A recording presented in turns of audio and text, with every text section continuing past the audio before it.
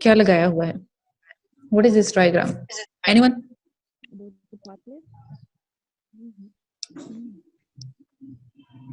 Yes, yes. बताएं. This is gate control theory for pain.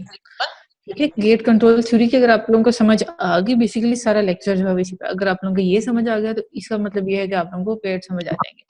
उनका mechanism of action सारी चीजें जो है वो इस पे डिपेंडेंट है. ठीक है, तो हम लोग इसको स्टार्ट करते हैं. इस डायग्राम पे हम दोबारा से वापस आएंगे. What's pain? Pain management latest definition जो है an aversive sensory and emotional experience typically caused by or resembling that caused by actual or potential tissue injury. ठीक है, सेंसरी प्लस इमोशनल दोनों एक्सपीरियंसेस में आ जाते हैं. इसीलिए पेन की परसेप्शन डिफरेंट लोगों की डिफरेंट है क्योंकि इमोशनल एक्सपीरियंस ऐड होने की वजह से. राइट.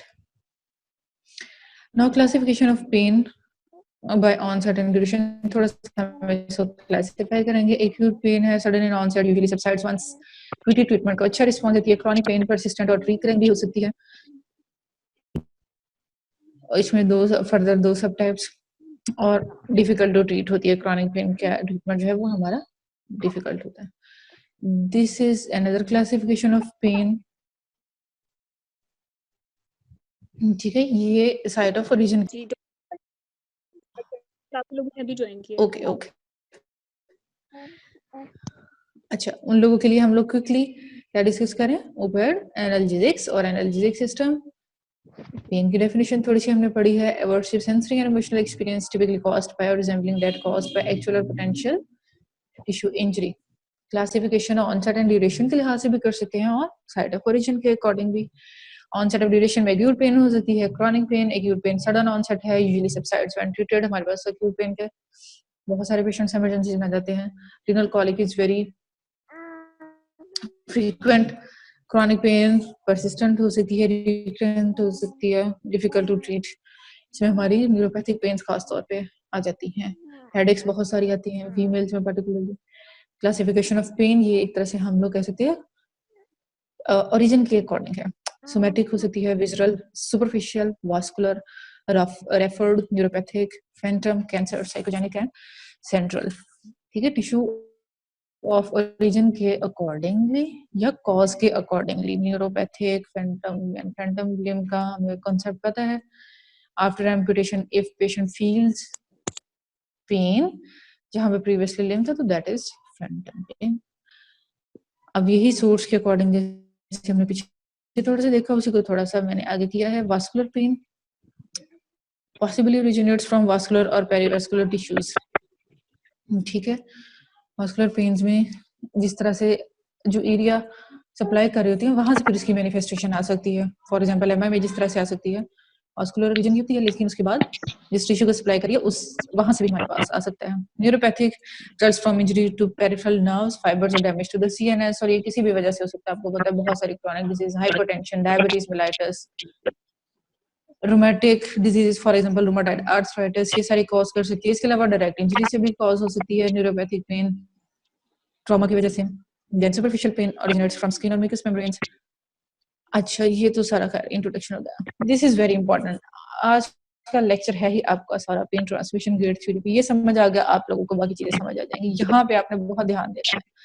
ठीक है, फिजियोलॉजी का भी ये बड़ा अच्छा सा टॉपिक है.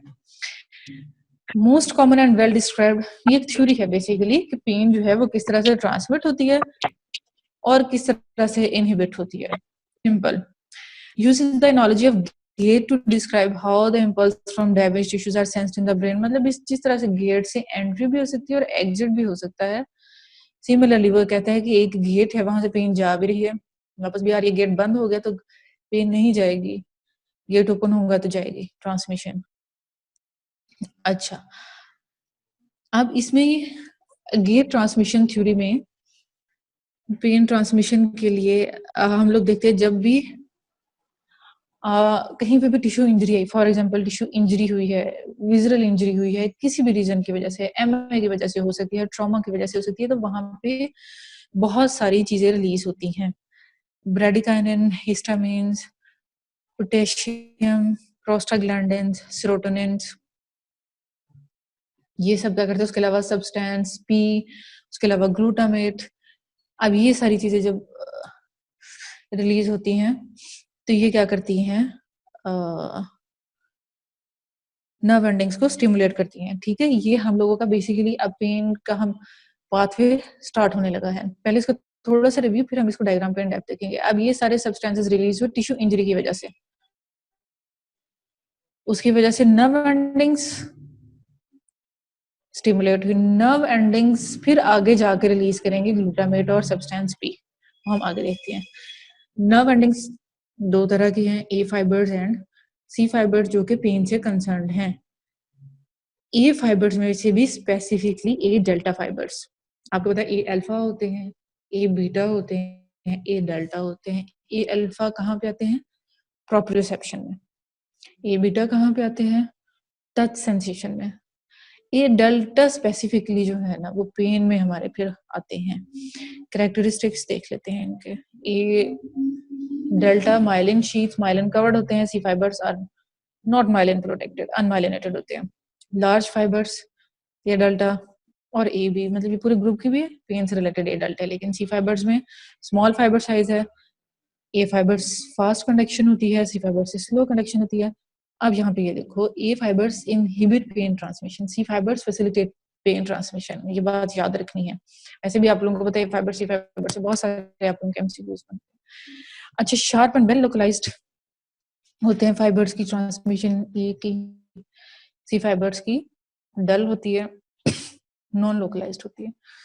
इसीलिए एक विजरा से जब इंजरी होती है फॉर एग्जांपल एक स्पेसिफिक पॉइंट पे, तो उसका आपको पता है सराउंडिंग एरिया में भी पेन फील हो रही होती है ना, क्योंकि ये बहुत ज्यादा लोकलाइज्ड नहीं है। सी फाइबर्स बड़ी अच्छी लोकलाइजेशन ना होने की वजह से इस तरह से हो रहा होता है कि आपके बिल्कुल सिंपल एक नील पे स्मॉल इंजरी हुई है ना, और लेकिन पूरी फिंगर में पेन होती है, तो इसीलिए नॉन लोकलाइजेशन की वजह से। अब ये फाइबर्स एंटर होते हैं स्पाइनल कॉर्ड में, वहां से जाते हैं ब्रेन में। Dorsal horn point of entry है स्पाइनल कॉर्ड में, डोर्सल हॉर्न में ही गेट आता है। अब मेरे ख्याल हम लोग गेट देख लें, फिर हम लोग ये पढ़ते हैं। अच्छा, ये डायग्राम भी और शुरू स्टार्ट वाली डायग्राम जो है ना, इससे भी हम लोग थोड़ी हेल्प लेंगे। ये देखो, पेनफुल स्टिमुलस है, राइट, नर्व एंडिंग्स स्टिमुलेट हुई, A delta and C fibres stimulate हो गए। इन्होंने क्या किया, प्राइमरी न्यूरॉन बनाया। पेरीफ्री से primary neuron, first order neuron जा रही है। ठीक हो गया, कहाँ पे जा रही है, अभी हमने देखा स्पाइनल कॉर्ड। स्पाइनल कॉर्ड में कहाँ पे, डोर्सल हॉर्न में, ये देखो यहाँ पे जा रही है। डोर्सल हॉर्न से क्या होता है, यहाँ पे ये जो डोर्सल हॉर्न वाला एरिया है, यहाँ पे दो बहुत इंपॉर्टेंट न्यूरोट्रांसमीटर्स आते हैं, substance P and sorry glutamate. First order गया, फर्स्ट ऑर्डर खुद किन किन से रिलीज हुआ था, सीरोटोनिन से, हिस्टामिन से, पोटेशियम से। टिश्यू इंजरी ने जो चीजें रिलीज की थी ना, ब्रेडिकाइनिन से, वहां से खुद हुआ। खुद इसने जाके साइनेप्सिस बनाया डोर्सल हॉर्न ऑफ, ये देखो यहाँ पे स्पाइनल कॉर्ड में सेकंड ऑर्डर न्यूरॉन्स के साथ, और वहां पे इसने रिलीज किया glutamate. Second thing substance P, दोनों चीजें रिलीज हो गई। उन्होंने फौरी तौर पे सेकेंडरी न्यूरॉन को किया एक्टिव।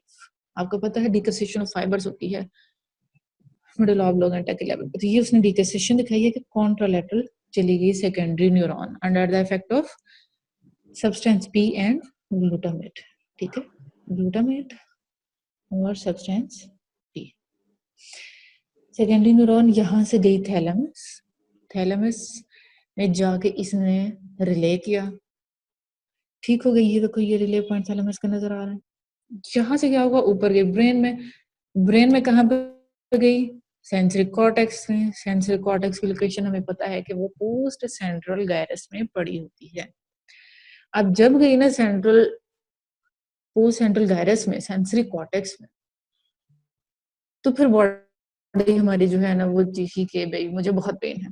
तो our pain perception is through brain. जब तक ब्रेन में नहीं जा रही तो हम लोगों को पेन नहीं होगी, even if we have tissue damage for example. ये पेन का है असेंडिंग पाथवे, ठीक है। सब्सटेंशियल जिलेटिनोजा पे हम वापस आते हैं। अब जाके देखते हैं शुरू वाली डायग्राम को, हमने कहा था हम उस पर वापस आएंगे, ठीक है।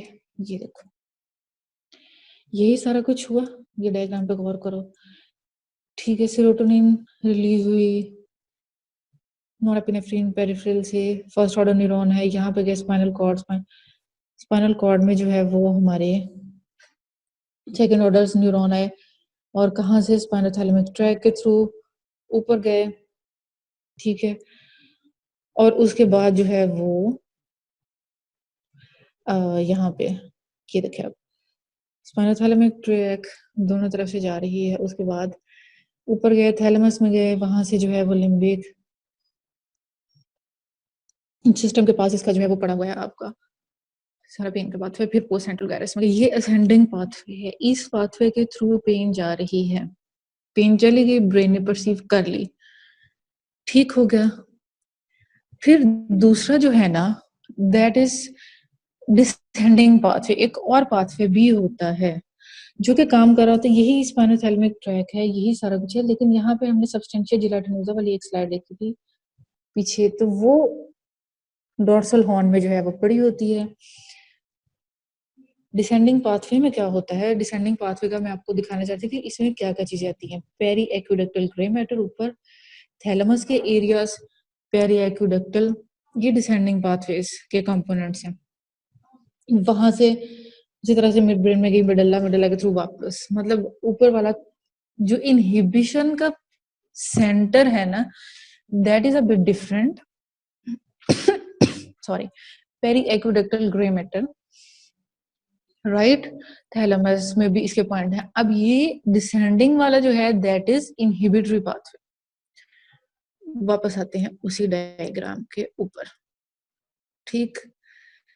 अब ये देखो, सब्सटेंशिया जिलेटिनोजा इसमें बड़ा अच्छा रोल प्ले करता है।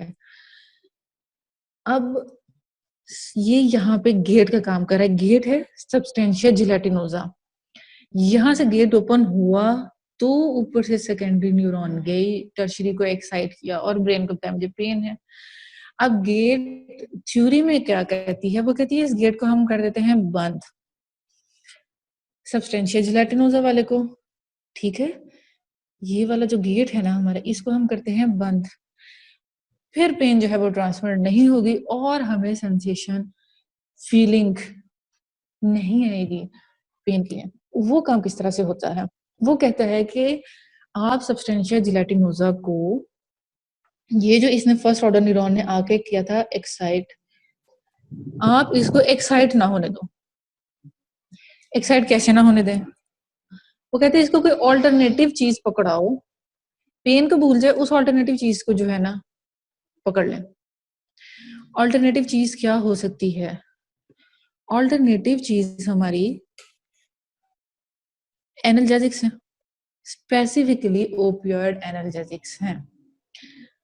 सेकेंडली फॉर एग्जाम्पल टच है, अच्छा आप देखो ये जैसे उसने दिखाया हुआ है, अंगूठे पे चोट लगी है और थोड़ी लगी है फॉर एग्जाम्पल, अगर हम उसको दबाते हैं तो एकदम से पेन की फीलिंग कम हो जाती है। अब होता क्या है, जब हम इसको दबाते हैं ना, डीप टच आपको पता है कि प्रोसीनियन कॉर्पसल्स के थ्रू जाता है।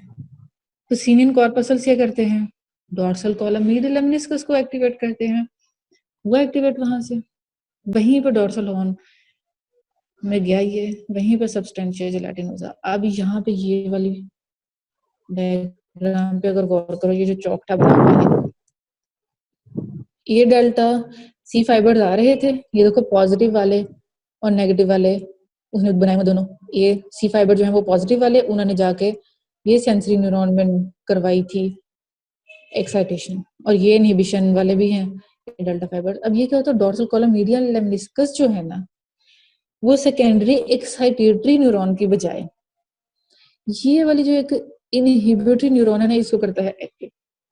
जब ये इनहिबिटरी न्यूरॉन होती है ना एक्टिव, ये इन दोनों का यहाँ से इंटरेक्शन खत्म करवा देती है, प्राइमरी और सेकेंडरी न्यूरॉन का।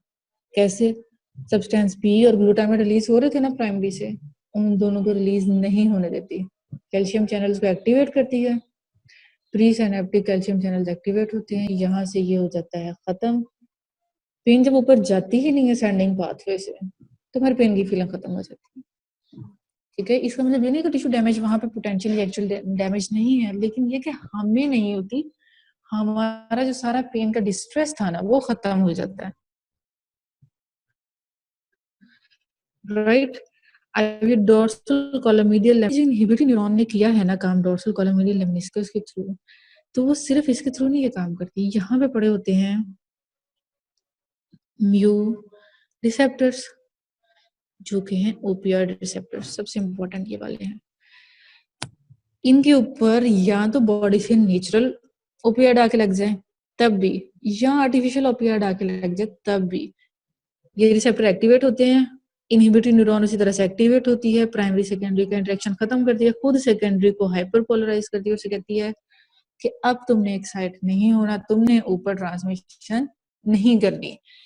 तो हुआ क्या है कि पेन के बजाय हमने उसको ऑल्टरनेटिव चीजें पकड़ा दी हैं, सब्सटेंशिया जिलेटिनोसा को, टच की फॉर्म में, डीप टच की फॉर्म में, ओपियोइड्स की फॉर्म में। वो ओपियोइड्स नेचुरल भी हो सकते हैं और सिंथेटिक भी, जो हम बाहर से देते हैं। ये सारी है हमारी gate theory for pain transmission. Gate substantia gelatinosa वाले का दरवाजा हमने किया बंद, ये जो था ना सेकेंडरी न्यूरॉन, इसको जब इनहिबिट किया, गेट बंद हो गया, पेन ट्रांसमिशन खत्म हो गई, राइट। तो ये सारी हमारी स्टोरी थी, ये हमने कहानी बना ली इसकी पेन ट्रांसमिशन की। इसी कहानी को लेकर हम अब आगे चलते हैं। चलो जल्दी जल्दी ये देख लें। डोर्सल हॉर्न में लोकेशन होगी गेट की, सब्सटेंशिया जिलेटिनोसा देख लिया हमने। गेट रेगुलेट करता है सेंसरी इंपल्सेस को, closing the gate stops the impulses. If no impulses are transmitted to the higher centers in the brain, no pain perception, right? So ascending and descending pathways for pain. Gate innervated by the nerve fibers from the brain, allowing the brain some control over the gate. Of course, tertiary neurons are and secondary neurons के through control करे, so brain has a control. It allows the brain to evaluate, identify, and localize the pain. Control the gate before the gate is open.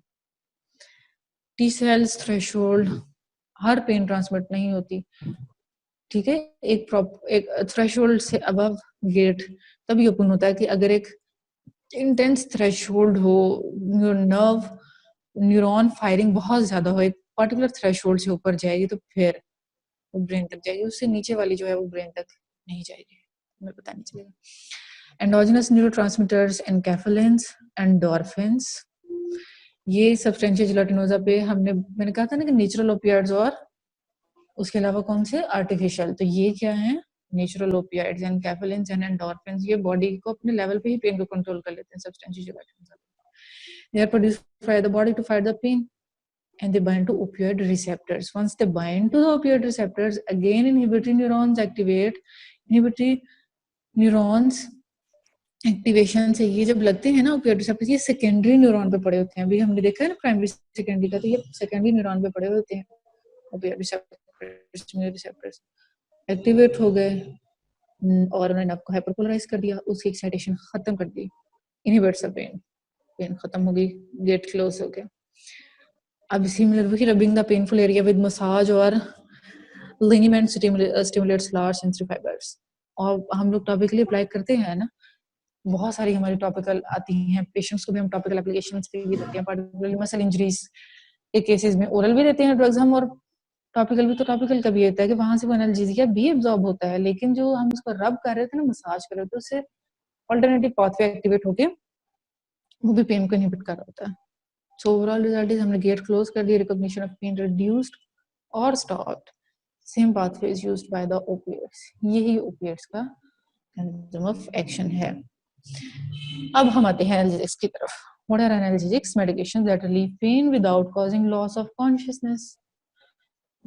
और painkillers alternatively हम कहते हैं। Opioid analgesics are derived from opium, poppy, chemically related to opium. और narcotics हम किसको कहते हैं? Very strong painkillers को।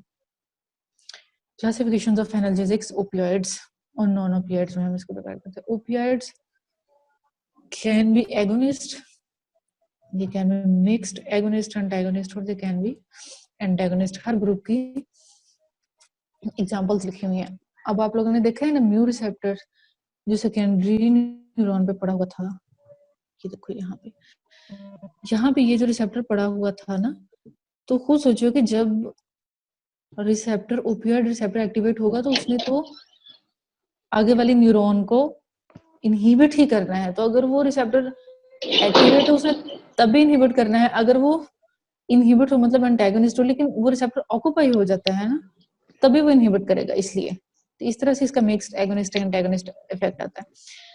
स्ट्रॉन्ग ओपियोइड एगोनिस्ट एग्जांपल्स हैं morphine, fentanyl and its derivatives, pethidine, methadone. Moderate opioid agonist में codeine, hydrocodone. Other opioid agonist में they are mild. Dextromethorphan, NMDA, diphenoxylate, loperamide, tramadol, tapentadol. Tramadol हम लोगों की आजकल बड़ी favourite है, ट्रेमोल सबको लगवा रहे होते हैं हम लोग, ठीक है, लेकिन इट्स वेरी वीक। आप लोग देखो ये वीक में आ रहा है, वीक ओपियोइड एगोनिस्ट है ये। Mixed opioid agonist antagonist, ब्यूप्रिनॉर्फिन,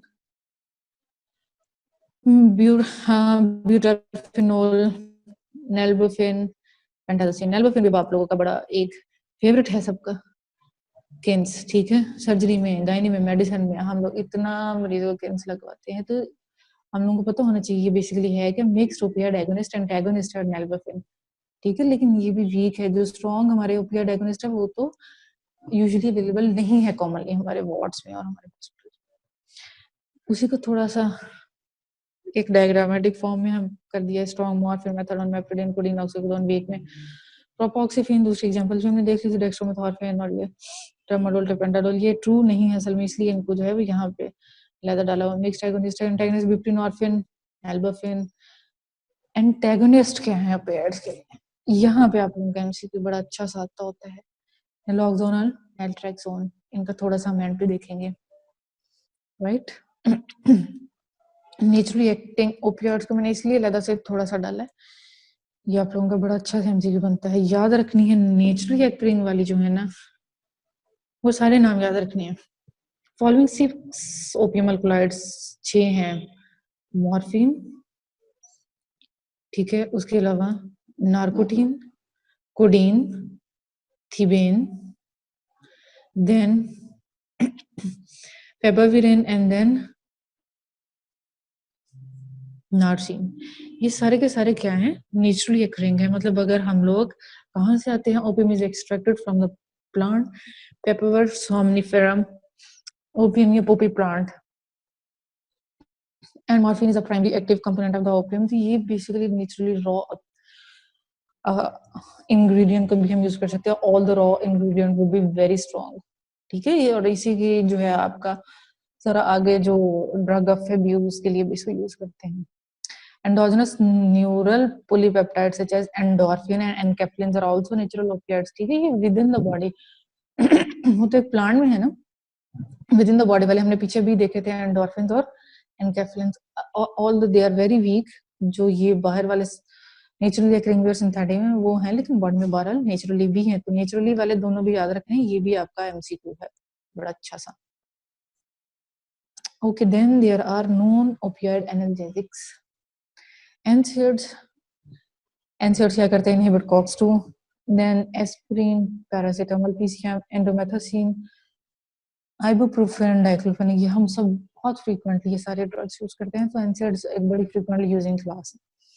TCAs, एमिट्रिप्टाइलिन, नॉरट्रिप्टाइलिन, एमिप्रामिन, tricyclic antidepressants, ये हम लोग रिलेटिवली कम यूज करते हैं, लेकिन न्यूरोपैथिक पेन के लिए, पार्टिकुलरली डायबिटिक न्यूरोपैथी में सेकेंड लाइन ऑफ ड्रग के तौर पे यूज करते हैं। And there are anti-epileptics, carbamazepine, pregabalin, gabapentin, lamotrigine, again diabetic neuropathy, even other drug-induced neuropathy, hypertensive neuropathy, उन सब में ये ड्रग जो है आपकी pregabalin, gabapentin, particularly gabapentin is first line, pregabalin, then lamotrigine, carbamazepine, ये सारी वहाँ पे हम यूज करते हैं। NMDA antagonist, ketamine, simple surgical procedures के लिए हम लोग फ्रीक्वेंटली यूज कर रहे होते हैं इसको, इनकी मैं डिटेल में नहीं जा रही क्योंकि हम लोग ओपियोइड एनाल्जेसिक्स को डिस्कस कर रहे हैं। Then adrenergic agonist, clonidine. Opioid analgesic site of action हमने देख लिया, लार्ज ए फाइबर्स क्योंकि वो इनहिबिटरी फाइबर्स थे, ठीक है। Dorsal horn of spinal cord, substantia gelatinosa. MCQ याद हो गया यहाँ से, ये आपका नेट में भी, फिजियोलॉजी भी, जहाँ पे भी आ जाए। Mechanism of action, bind to receptors on the inhibitory fibers, stimulating them. देख लिया था हमने, ठीक है। Prevent stimulation of the gate, yes, stimulation कहाँ से, और से ग्लूटामेट सब्सटेंस पी से interaction of primary and secondary neuron से उसको इनहिबिट कर दिया। Prevent pain impulses transmission to the brain, brain तक नहीं जाएगी, हमें पेन फील नहीं होगी। वही mechanism of action, 3 types of opioid receptors, वही जो हमने देखे थे सब्सटेंशिया जिलेटिनोजा में। तो वहां पे रिसेप्टर्स पढ़े थे, तो म्यू सबसे कॉमन है, सबसे इंपॉर्टेंट है। जितने आपके साइड इफेक्ट्स आ रहे होते हैं, they are because of mu receptor. जहां जहां म्यू रिसेप्टर्स अब जाहिर है पड़े हुए हैं, ब्रेन में भी पड़े हुए हैं, बड़े में हर जगह पड़े होते हैं, ब्रेन में है, स्पाइनल कॉर्ड में है, गट में है, वहां वहां से फिर जो है ना आ रहे होते हैं इसके side effects, mu, kappa and delta के। डेल्टा इंपॉर्टेंट है, इसकी वजह से हेलुसिनेशन होती है, ठीक है। बाकी तकरीबन आपके सारे जो सेडेशन है, कॉन्स्टिपेशन है, उसके अलावा जो है आपकी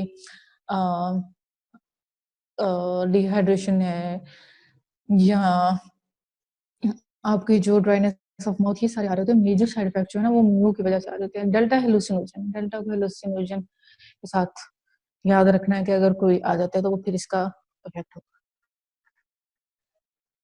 अच्छा ये देखो, अब रिसेप्टर, कब हम बार बार रिसेप्टर रिसेप्टर रिसेप्टर, तो ये देखो, ये रिसेप्टर को भी देख लें। रिसेप्टर 7 हेलिकल स्ट्रक्चर, ये देखो पड़ा हुआ है सेल मेम्ब्रेन में, ठीक है। ये 7 हेलिकल है। जी इनहिबिटरी प्रोटीन्स भी होती हैं जिसको इनहिबिट कर रही होती हैं, और एसिटाइल ये इसके साथ जो है वो अटैच्ड है।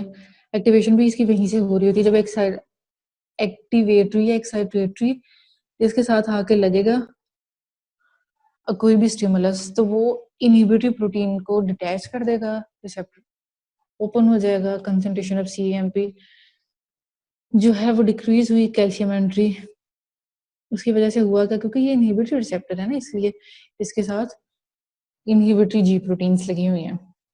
कंसंट्रेशन ऑफ सीएमपी डिक्रीज हुई, पोटेशियम चैनल ओपन हुए और कैल्शियम चैनल्स ब्लॉक हुए। ये जो हमने कहा था ना कि ये सेकेंडरी न्यूरॉन को नहीं करने देता काम, तो इस तरह से नहीं करने देता कि कैल्शियम चैनल जब ब्लॉक होते हैं ना, तो उसकी वजह से सब्सटेंस भी ग्लूटामेट प्राइमरी न्यूरॉन पे नहीं बनता, उसकी सिक्रीशन होती है, और सेकेंडरी एक्साइटेड नहीं होती, सेकेंडरी को डिपोलराइज जो है वो नहीं हो पाती, और इसी तरह से पोटेशियम चैनल्स ओपन हो गए, कंसंट्रेशन ऑफ कैल्शियम डिक्रीज होगी, न्यूरोट्रांसमीटर रिलीज डिक्रीज हो गई। हमने न्यूरोट्रांसमीटर्स भी पढ़ लिए थे, ठीक है, ये सिर्फ उसी का है। यहाँ पे भी देखो, ये वही हम लोगों ने बनाया हुआ है सारा, लेकिन एक अगर वन वर्ड में याद रखें, हमने ये याद रखना है कि ये टायरोसिन का मतलब सेल 7 अल्फा हेलिकल, इसका जो है वो स्ट्रक्चर है, जी प्रोटीन कपल्ड इसका जो है वो मैकेनिज्म ऑफ एक्शन है, ठीक है। सिर्फ जी प्रोटीन कपल्ड आप याद रख लो तो वो काफी होगा। Calcium channel close, potassium channels open, सिर्फ ये 2 वर्ड्स आप याद कर लो, तो यहीं से आपका एमसीक्यू जगह इसकी इतनी डेप्थ में जाने की मेरा नहीं ख्याल जरूरत है। अच्छा जी, ओपियोइड एनाल्जेसिक्स हम कहाँ करते हैं use? Their main use is to alleviate moderate to severe pain. उसके अलावा cough centre suppression, treatment of constipation. अब कफ सिरप्स के बाद अक्सर हम लोगों को सेडेशन होती है। अगर हम लोग देखें जितने हमारे कफ सिरप्स हैं, फ्लू के मेडिकेशन हैं, उन सब में वीक ओपियोइड्स होते हैं बेसिकली, जिसकी वजह से डेक्स्ट्रोमेथॉर्फिन अक्सर में होता है, जिसकी वजह से फिर थोड़ी आपको सेडेशन भी होती है। हमने पढ़ा है ना कि ये जगह जगह रिसेप्टर्स पड़े हुए हैं, आप जो कि कफ सेंटर के पास भी पड़े हुए हैं, तो इसलिए इसको रिलीव कर सकता है। इसी तरह से ट्रीटमेंट ऑफ कॉन्स्टिपेशन में भी यूज कर सकते हैं हम इसको, इसकी वजह से कॉन्स्टिपेशन होती है, और कॉन्स्टिपेशन के ट्रीटमेंट में भी यूज हो सकता है, ये याद रखना है आप लोगों ने। कॉन्स्टिपेशन इसका मेजर साइड इफेक्ट है, ये नहीं भूलना कि ट्रीटमेंट हो रही है तो वो हम नहीं करवा रहे हैं। साइड इफेक्ट चलो इसके देखते हैं, side effects system by system, right. सबसे पहले तो एनाल्जेसिया। अब ये ऑब्वियसली इसका मेजर इफेक्ट ये है, देते ही हम इसकी वजह से है, लेकिन साइड इफेक्ट भी हो सकता है। फॉर एग्जांपल जैसे एडिक्ट्स अगर वो ले रहे हैं उसको पेन होगी, उसको पता नहीं चलेगा, उसकी टिश्यू इंजरी ज्यादा हो सकती है। इस तरह से ये साइड इफेक्ट में आ जाएगा। ओके, डिस्फोरिया और यूफोरिया, इसलिए तो इसकी एडिक्शन होती है यूफोरिक स्टेट की वजह से। Inhibition of cough reflex, again वही वाली बात है, तो जैसे साइड इफेक्ट इसलिए कि when addicts take morphine or any other opium derivative for addiction, their cuff reflex is inhibited. That can lead to aspiration of food particles. उसके बाद they are euphoric, they are sedated, cuff reflex is inhibited, so they can have aspiration. That's why it's a side effect. ठीक हो गया। Meiosis, opioid overdose का ये diagnostic है। अगर patient को मियोसिस नहीं है, प्यूपल्स कंस्ट्रिक्टेड नहीं है, डायलेटेड है और इवन नॉर्मली रिएक्टिंग है, तो आपका ओपियाइड ओवरडोज वहीं पे morphine overdose specifically rule out हो गई। फिजिकल डिपेंडेंस हो सकती है, रेस्पिरेटरी डिप्रेशन, क्योंकि रेस्पिरेटरी सेंटर में भी पड़े हुए हैं आपके रिसेप्टर्स, सेडेशन, और ये वाले सारे काम मैंने आपको बताया था ज्यादा कहाँ से हो रहे हैं, म्यो रिसेप्टर से, हेलुसिनेशन अलबत्ता डेल्टा से। Cardiovascular effects, decreased myocardial oxygen demand, vasodilatation and hypotension, इसकी वजह से होती है। देन जीआईटी में हमें पता है constipation, increased intestinal smooth muscle tone की वजह से। ठीक है, अब बाकी जैसे जैसे पेशेंट लेता जाता है ना, उसको टॉलरेंस डेवलप हो जाती है, यूफोरिया नहीं होगा, मियोसिस नहीं होगा, ठीक है, रेस्पिरेटरी डिप्रेशन नहीं होगा, फॉर एग्जांपल सेडेट भी नहीं होते स्लोली पेशेंट्स की, एनाल्जेसिया भी इनमें नहीं होता, लेकिन एक वही चीज जो कॉन्स्टिपेशन है ना, कॉन्स्टिपेशन इज कांस्टेंट। इसलिए मैंने कहा था कि ये बहुत मेजर इसका साइड इफेक्ट है, कि पेशेंट को कोई और साइड इफेक्ट आ रहा हो या ना आ रहा हो, कॉन्स्टिपेशन उसको जरूर होगी। कभी भी पेशेंट की टॉलरेंस बॉडी की कॉन्स्टिपेशन के लिए डेवलप नहीं होगी, ये इसलिए एक इम्पॉर्टेंट पॉइंट है। Increased biliary sphincter tone and pressure, nausea and vomiting through CNS section. Nausea and vomiting के लिए फिर हम लोग सीएनएस एक्टिंग ड्रग्स ही इसमें देंगे, फॉर एग्जांपल 5-हाइड्रोक्सीट्रिप्टामाइन, 5-HT3 ड्रग्स जो हैं हमारी, ऑन्डेंसेट्रॉन, बेलोनोसेट्रॉन, वो हम दे सकते हैं। Then genitourinary effect, increased bladder sphincter tone, prolongation of labour, ये गायने वालों ने याद रखना है कि भाई इसकी वजह से लेबर प्रोलॉन्ग हो सकती है। इसीलिए तो हम पेशेंट्स मतलब स्ट्रॉन्ग एनाल्जेसिक्स हम लोग नहीं देते पेशेंट्स को लेबर में, इसीलिए labour of prolongation of labour के डेंजर की वजह से। ठीक है, ये एक इंपॉर्टेंट पॉइंट है। यूरिनरी रिटेंशन इसकी वजह से कॉज हो सकती है, मतलब कॉन्स्टिपेशन भी, यूरिनरी रिटेंशन भी, एक्सक्रीशंस का भी हम इसको देख लेते हैं। Neuro endocrine system effects, inhibition of release of luteinizing hormone, then stimulation of release of antidiuretic hormone and prolactin। ये भी आपने दोनों बातें याद रखनी है।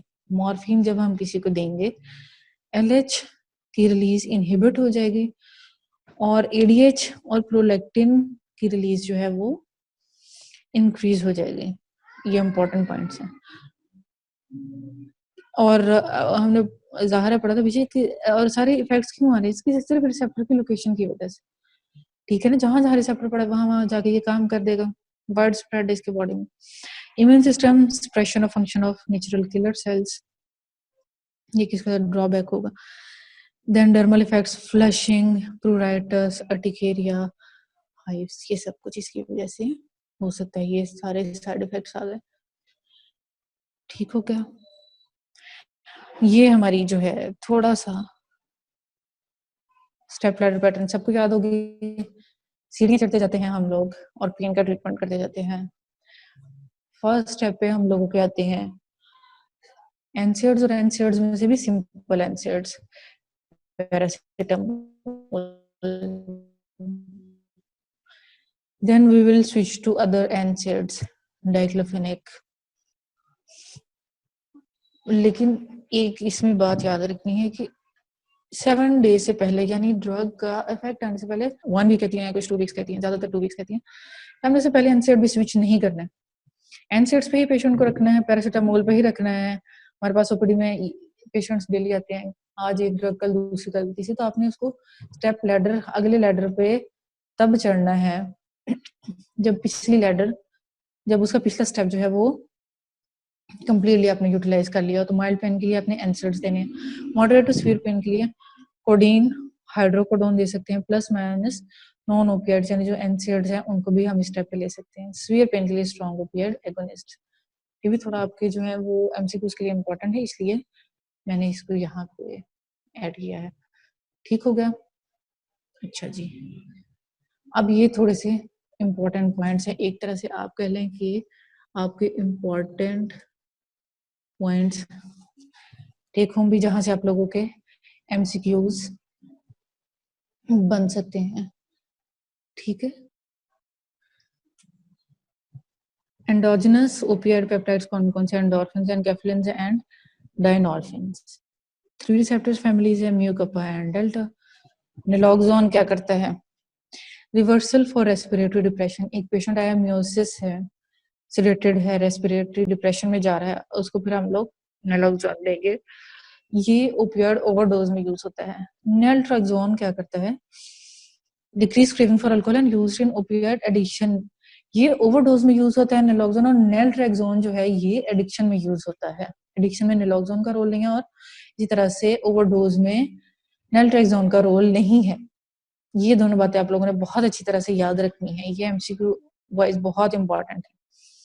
Then classical triad of acute opioid toxicity, pinpoint pupils, miosis हमने पढ़ लिया, रेस्पिरेटरी डिप्रेशन एंड कॉमन। ठीक हो गया? टॉलरेंस क्या होती है? Occurs to all effects except miosis and constipation. की body develops immunity, body immune हो जाती है ड्रग के इफेक्ट से, सारे इफेक्ट से इम्यून हो जाती है। नहीं होती तो म्यूसिस और कॉन्स्टिपेशन से नहीं होती। यूफोरिया, एनाल्जेसिया से लेके इसके कार्डियक इफेक्ट्स, एडीएच इफेक्ट्स, सबसे टॉलरेंस डेवलप होती है, इससे नहीं होती।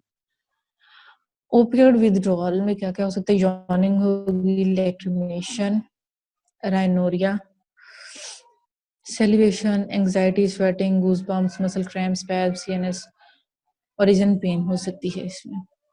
ठीक है, मैनेजमेंट ऑफ विथड्रॉल में क्या करते हैं? सपोर्टिव है, मेथाडोन और क्लोनिडीन। अब ये नहीं करते हम लोग के ओपियोइड विथड्रॉल में, हम पेशेंट ओपियोइड विथड्रॉल ओपियोइड्स की मदद से की जाती है। ठीक है, ओपियोइड्स की मदद से भी कर सकते हैं, मतलब अगर वो स्ट्रॉन्ग ले रहा था तो उसको हमने विथड्रॉल में ये टिपिकल या वीक ओपियोइड्स दे सकते हैं। उसके अलावा हम उसको ज़ाहिर उसको सीएनएस ओरिजिन पेन और ये सारी चीजें, तो फिर हम लोग उसको नॉन ओपियोइड्स की तरफ जा सकते हैं। तो क्लोनिडीन और मेथाडोन का आपने इस सिनेरियो में याद रखना है। ठीक हो गया management of withdrawal. Then diarrhoea अगर होगा, लोप्रामाइड, ये भी विथड्रॉल में डायरिया हो सकता है, कॉन्स्टिपेशन इस तरह से होती है, यहाँ पे डायरिया होगा तो हमने लोप्रामाइड देनी है।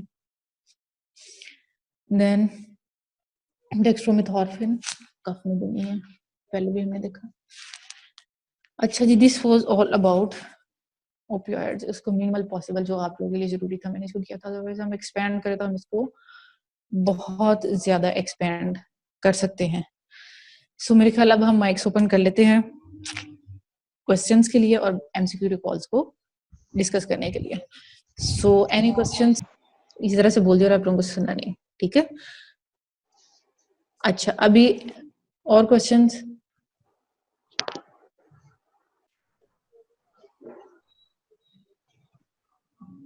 Any other questions? मेरा एक क्वेश्चन है कि जिस तरह हम लोग एनसिड या पेन किलर्स को स्ट्रॉन्गर डोज पे मूव करेंगे, मतलब स्टेप लेडर पे ना, तो मैं रहा हूं कि जैसे पैराडोल है, पैराडोल को हम लोग मैक्सिमम 4 ग्राम तक दे सकते हैं। तो पहले क्या हम उसी ड्रग की चेंज करेंगे या डिफरेंट ड्रग ट्राई करेंगे? किस तरह मतलब मूव करेंगे?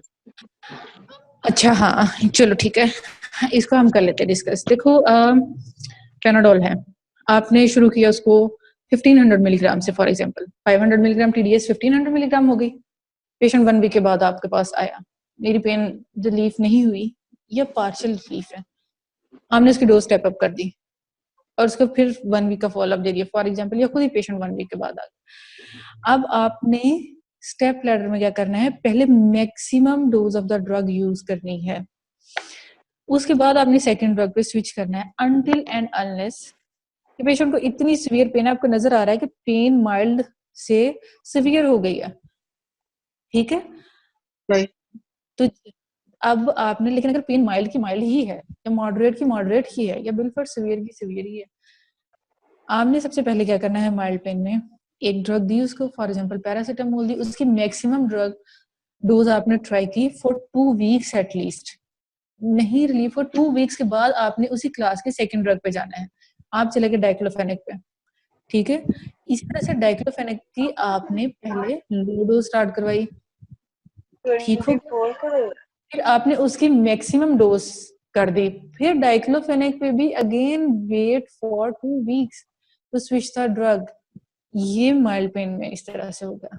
अब अगर सेम क्लास की 2 या 2 से ज्यादा ड्रग्स आपने ट्राई कर ली हैं और मैक्सिमम डोज पे ट्राई की हैं और मैक्सिमम टाइम के लिए यानी 2 वीक्स एटलीस्ट ट्राई की, देन आपने अगली क्लास पे स्विच करना है, ठीक है।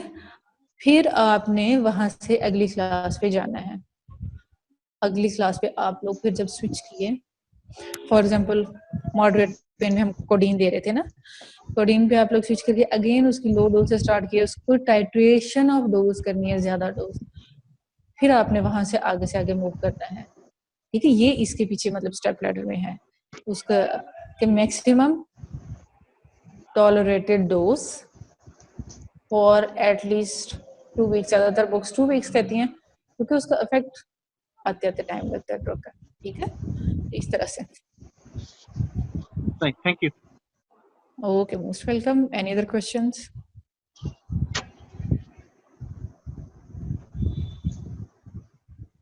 Any other questions? Ma'am I have a question जी, कि आपने जो पीछे अभी लेक्चर जो पिछला दिया था उसमें आपने हाफ लाइफ का बताया था, उसमें सिर्फ एक चीज कंफर्म करनी है। यहाँ मैंने एक वो लिखी हुई है स्टेटमेंट कि drug with shortest plasma half life है लो थेरेप्यूटिक इंडेक्स, तो ये ठीक है? अच्छा देखो, याद है आपको वाई एक्सिस पर टाइम था, जी ठीक है, और 2 एरो लगे हुए थे एम ई, जिसमें हम लोगों ने जी, effective MTC and concentration, MEC। हाँ उसके बीच में था। अब देखो उस एक्सिस पे और एक्स एक्सिस पे टाइम था और उस तरफ कंसंट्रेशन जा रही थी, ठीक है। अब अगर आप लोग गौर करो कि जिसकी शॉर्ट हाफ लाइफ होगी ना ड्रग की, जी उसकी पीक बहुत जल्दी आएगी, ऐसे ही होगा, और इसी तरह से वो बहुत जी जल्दी जो है वो एलिमिनेट भी हो जाएगी। जी इस तरह से, इस वजह से ये है कि जो प्लाज्मा हाफ लाइफ किसी भी ड्रग की जब बहुत शॉर्ट होती है तो उसकी थेराप्यूटिक विंडो जो है वो भी नैरो हो जाती है, लेकिन ये नॉट नेसेसरली मतलब ये एब्सोल्यूट नहीं है।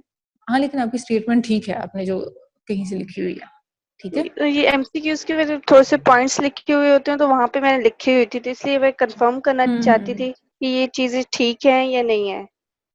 हाँ हाँ, उसमें आपको कोई मसला नहीं। अगर इस तरह का आप लोगों को, देखो हम लोगों ने आपसे पहले भी कहा कि जो हमारे रजिस्टर्ड स्टूडेंट्स है उसमें हम एक और भी काम कर सकते हैं कि आप अपनी क्वेश्चंस जो है वो टेलीग्राम पे पोस्ट कर सकते हैं, टेलीग्राम वाला हमारा जो ग्रुप है, ठीक है। जैसे मैं फार्माकोलॉजी और फिजियोलॉजी देख रही हूँ तो एट द टाइम ऑफ सही होगा कि अगर हमारा लाइव सेशन नहीं भी at the time of our convenience जब हम लोग होगा तो हम आप लोगों को उसका रिप्लाई कर सकते हैं, ठीक है। इस तरह की कोई चीजें हो तो आप वहां पे भी पूछ सकते हैं। ठीक है, बस मैम वो आपने यही आज के जो लोअर लेक्चर है इसके रिलेटेड जो भी क्वेश्चन थे मैं इस वजह से पूछना चाह रही थी ये चीजें हाँ ना। हाँ श्योर श्योर, ये इसीलिए तो मैंने आपको क्वेश्चनिंग का टाइम दिया है। Thank you. अस्सलाम वालेकुम मैम। वालेकुम अस्सलाम। मैम अगर एल्ब्यूमिन बॉडी में कम होगा तो वारफरिन जो है वो उससे बाइंड होती है, तो वारफरिन की तो पेशेंट INR पे क्या इफेक्ट आएगा? अच्छा देखो अब ये जो है प्लाज्मा में बाउंड होती है ना एल्ब्यूमिन के साथ। जी अब एल्ब्यूमिन जब नहीं होगी तो इसका क्या मतलब है, बॉडी में फ्री ड्रग होगी, फ्री जी ड्रग होगी ना बॉडी में बहुत ज्यादा। अब आप खुद सोचो कि अगर वारफरिन है फ्री ड्रग है वो, बॉडी में जो है वो क्रिया, तो उससे क्या होगा, इसका मैकेनिज्म अगर हम बनाएं तो इसका क्या बनता है मैकेनिज्म। यही आईएनआर मैं आपसे रेस्ट कह रही होगा। थी ना कि हमने इसको क्या करना है, कॉन्सेप्ट किस तरह से। मतलब वो फ्री बिल्कुल आप वार्फरिन। सही कह रही हो। हाँ हाँ हाँ हाँ हाँ, फ्री फ्रैक्शन हो जाएगी ना। देखो ड्रग जो है वो एक्टिव कंसंट्रेट, याद है बायोअवेलेबिलिटी में हमने एक्टिव कंसंट्रेशन तब इसीलिए एक्टिव कंसंट्रेशन कहा था।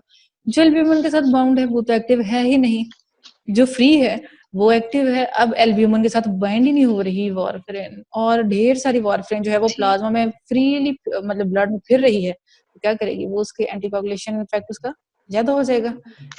ठीक ठीक है, सही है।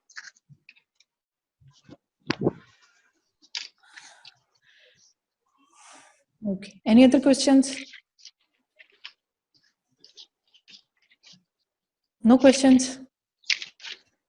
मैम वाइंड अगर अप करे करें तो मतलब हम क्वेश्चन? टेलीग्राम में वो करते जाएंगे। हाँ वो आप कर सकते हैं। अच्छा ओके मैम, जी जी गाइडिंग एब्जॉर्प्शन के हवाले से एक क्वेश्चन पूछना था। जो ड्रग्स होते हैं हम सबलिंगुअली दें या आईवी या आईएम, उससे पता है कि एब्जॉर्प्शन सबसे ज्यादा आईवी ड्रग की होगी, देन इट इज हाँ फॉलोड हाँ बाय सबलिंगुअल देन आईएम, और IM then sublingual.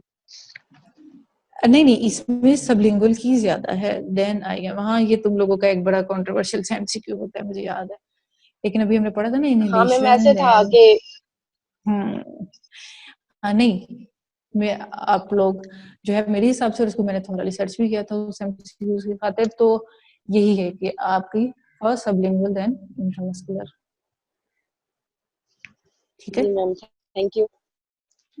Most welcome. Okay जी, any feedback regarding today's session? मुझे लगता है काफी ब्रेन सैचुरेट हो गए हैं अब तक सबके, इतना सारा पढ़ के। मैम अच्छा ऐसे लगा, ही हाँ है। ब्रेन अच्छा सैचुरेटेड है सेशन अभी। था। Thank you. ठीक है, बाकी आप लोगों के सजेशंस आर वेरी वेलकम, क्योंकि आप लोगों को पहले बताया था हम लोगों के लिए भी this is very new experience, आप लोगों के लिए भी। ठीक है, तो your suggestions are always welcome. और ये लर्निंग का, म्यूचुअल लर्निंग का प्रोसेस है, हम लोग इंशाल्लाह इसको जारी रखेंगे। फीडबैक आप लोग जो है कभी भी टेलीग्राम पे दे सकते हैं, कुछ भी और हो। और बाकी यही है कि ये आप एक्सक्यूज लोगों मी का मैम, क्रैश कोर्स है, आप लोगों के पास टाइम कम है। जी जी, अस्सलाम वालेकुम। वालेकुम अस्सलाम। मैम ये जो आपने बताया था कि एक एनाल्जेसिक से हम दूसरे एनाल्जेसिक पे कैसे स्विच करते हैं, जब हमने उसी क्लास का सेकेंड ड्रग भी मैक्सिमम डोज कर लिया, उसके बाद हम सेकेंड क्लास ट्राई करेंगे, मतलब उसके हाँ सिम्टम्स रिलीव नहीं हो रहे, हमने उसी नहीं हो क्लास का रहे, डोज दे दिया, हाँ हाँ, उसके और फिर हम बाद सेकंड क्लास पे स्विच कर देंगे। मतलब 2 ड्रग्स उसी क्लास के यूज करने के बाद हम सेकेंड क्लास पे स्विच करेंगे। हाँ एटलीस्ट 2 ड्रग्स एटलीस्ट। और इसमें ये नहीं है कि पिछली क्लास बिल्कुल खत्म होगी, पिछली क्लास का कोई तीसरा एजेंट लेके और अगली क्लास का एक एजेंट लेके आप 2 भी दे सकते हैं उसको पेन किलर्स।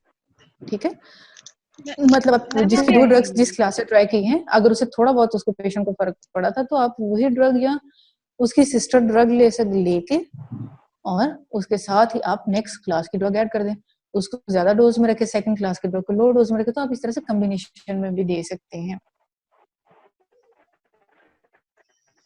ठीक हो गया? मैम एक एमसीक्यू है, thank you most ma'am.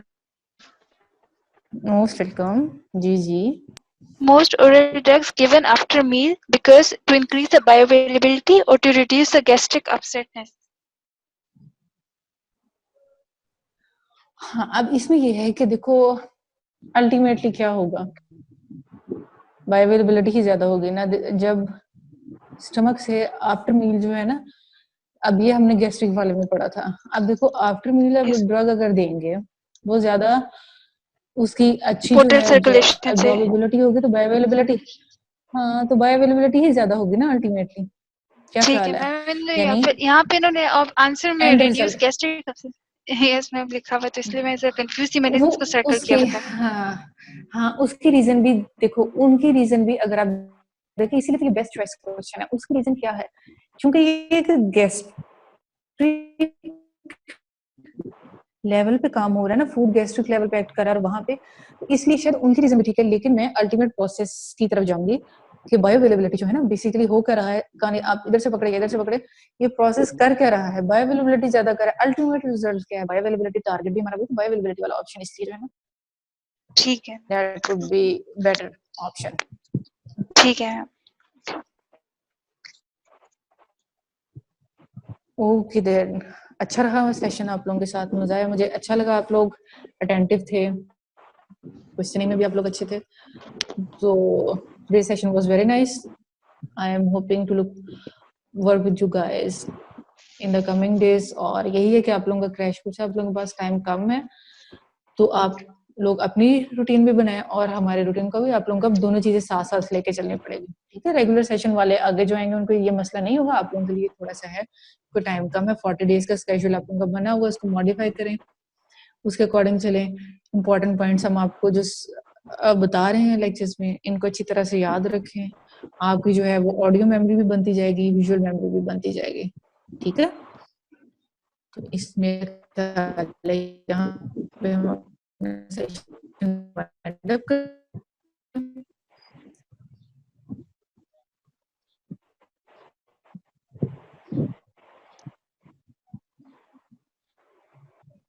okay, I guess that's it for today. Thank you very much everyone. Allah Hafiz.